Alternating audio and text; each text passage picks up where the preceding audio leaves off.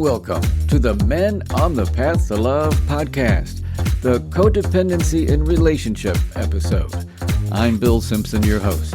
I coach men who want to stop suffering in relationship and who want a deeper sense of love and connection. I coach him how to do it and how to be the best version of himself and for his current or future relationship, and to live the life he loves. I recently got an email from a listener who wanted me to do an episode on codependency. Now, I've done episodes about losing yourself in relationship, being true to yourself, and also where I've depicted a lot of codependency, but I've never done an episode specifically explaining codependency. So here we go. What does codependency mean anyway? Well, codependency in relationship is a behavioral pattern where one partner excessively relies or depends on the other partner for their emotional support, to validate them, or even depend on the other for their sense of identity. And they basically give up their own needs or even their own well-being for the other person's needs. And this creates an imbalance in the dynamic of the relationship. It can show up in different ways, like where one spouse or partner feels like they need to fix or save the other. One may need constant reassurance that the other won't leave, and being clingy or controlling. There can be a lack of boundaries, where they can't say no or don't say what they need. And like I said, they can also lose or give up their sense of themselves or identity in order to please the other. Now, to illustrate how codependency negatively impacts a relationship, I'm going to share the story of Will and Wendy. I made up their names, by the way. Will and Wendy had been together for several years, and on the surface, they seemed like a very happy couple, very connected. But underneath the surface, their relationship was in deep trouble. Will had always been a giver, always eager to please, and he hated confrontation and conflict. And Wendy tended to be emotional, and she depended on Will to take care of her emotions. And that was whether it was calming her down after a stressful day at work or having to solve all of her personal problems. And along with Will feeling like he was responsible for Wendy's happiness, he felt like he had to walk on eggshells with her in order to keep her from getting upset. And with this, he felt more like her caretaker than a partner. And he had gotten to the point where he had given up his golfing. He gave up his dreams and even friendships in order to cater to Wendy's needs. And he stopped playing golf with his friends because Wendy would get anxious when he wasn't around. And he didn't have the courage or the heart to tell her how frustrated he was without feeling guilty. And he avoided confrontation altogether for fear that Wendy would freak out or threaten to leave. And as a result, there were a lot of unresolved problems and misunderstandings. Well, they decided to get some help, and they went to couples counseling. And after giving it a try, Will was able to see how codependency was impacting their relationship.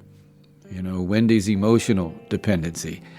And he even saw how his behavior was codependent. Not setting boundaries or speaking up for fear of hurting Wendy or that she might leave. And he saw that he was neglecting his needs for hers. And unfortunately, Wendy could not see it and took no responsibility for her part. Well, the last straw happened when they were having an argument, and Wendy accused Will of not being present enough for her, though he had spent months and months neglecting his own needs to prioritize hers. And at this point, Will had had it.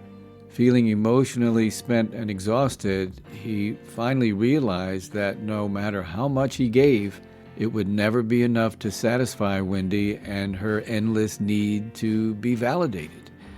And it was that night that Will made the decision to let go and end the relationship.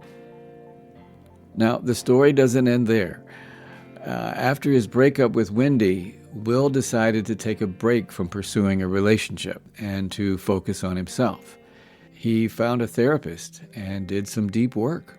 He read books on personal growth and healthy relationships, and he even joined a codependency support group.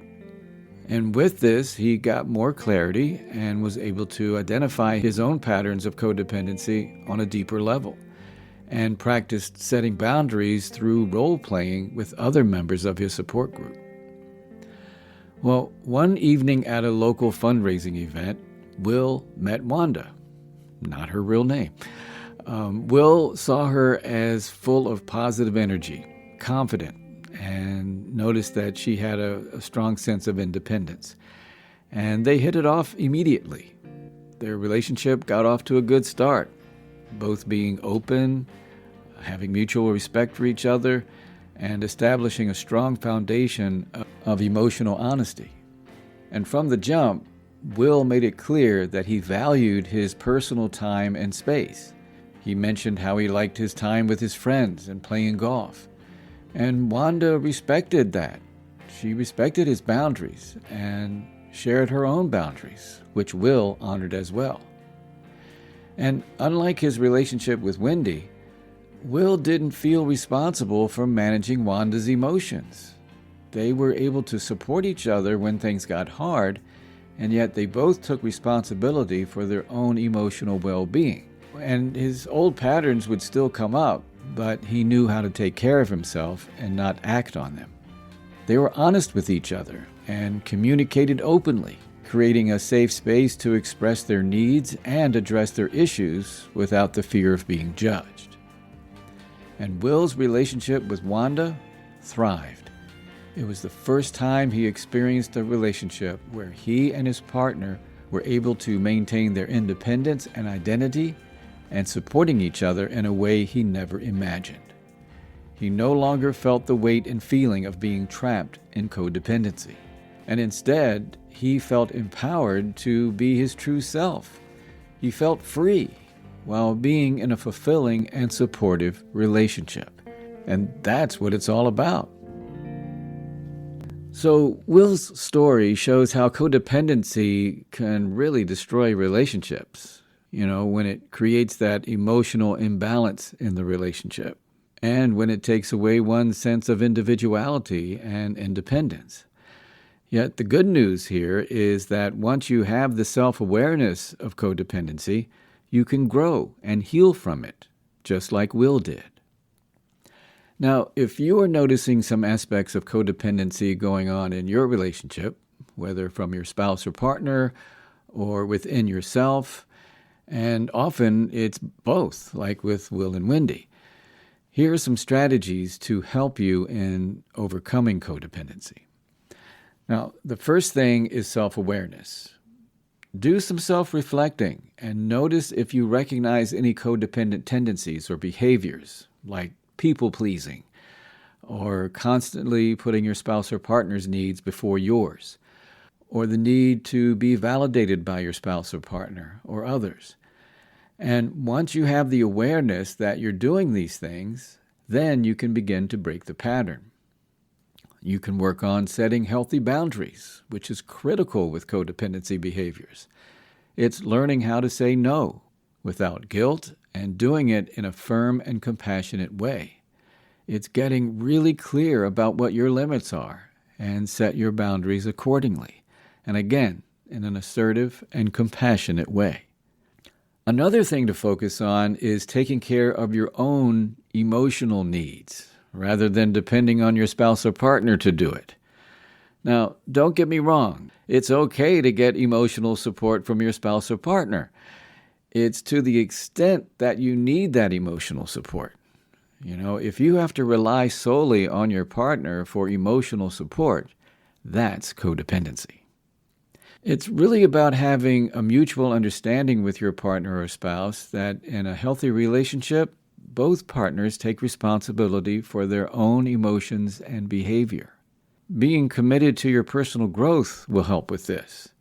And this could be through coaching, could be through books, courses, workshops, and of course therapy.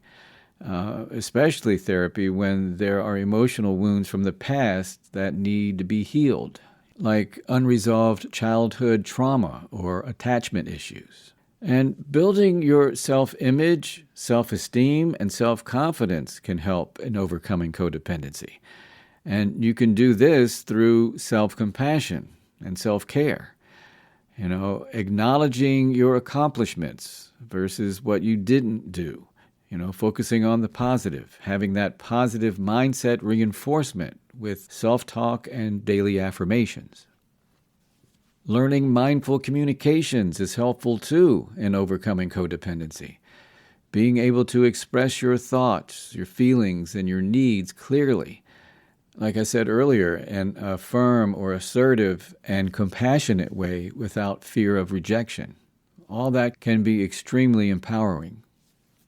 And building a support network can help a lot. And this can include support groups like Will had, a codependency support group. It could be friends and family you can talk to, or mentorships to reduce having to overly depend on your partner. And if any or all of these suggestions seem overwhelming to you, then I encourage you to seek professional help. A therapist, coach, clergy, someone to help guide you through the process. And getting that professional help was a big part of my healing journey. I had abandonment issues from when my mother left when I was 8 years old, and she died when I was 13. And I recognized my own codependency tendencies, and I am grateful for the therapy and the mentors I had along the way to be where I am today. So just to recap the impact that codependency can have on a relationship. The bottom line, it can create emotional imbalance and take away one's sense of identity and individuality. And it's understanding that healthy relationships thrive on mutual respect, independence, and open communication. In order to heal codependency, it requires self-awareness, some therapy or professional help, and most importantly, I think, is a commitment to breaking the unhealthy patterns of codependency. I'll close out this episode with a quote from the author of the book Codependent No More. Melody Beattie is her name, and she says, quote, "Codependency is not love. It's the need to control or be controlled. Healthy love allows both people to grow independently while supporting each other." Unquote.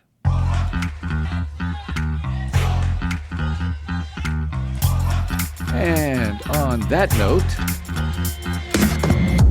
I will call it a wrap for this episode of the Men on the Path to Love podcast, the Understanding Codependency in Relationship episode. I'm Bill Simpson, your host. Thanks for tuning in. Now, coming up on the next episode of the Men on the Path to Love podcast, you heard me talking about the importance of setting boundaries in this episode, right? Well, I decided to do a whole episode on how to set boundaries in a relationship.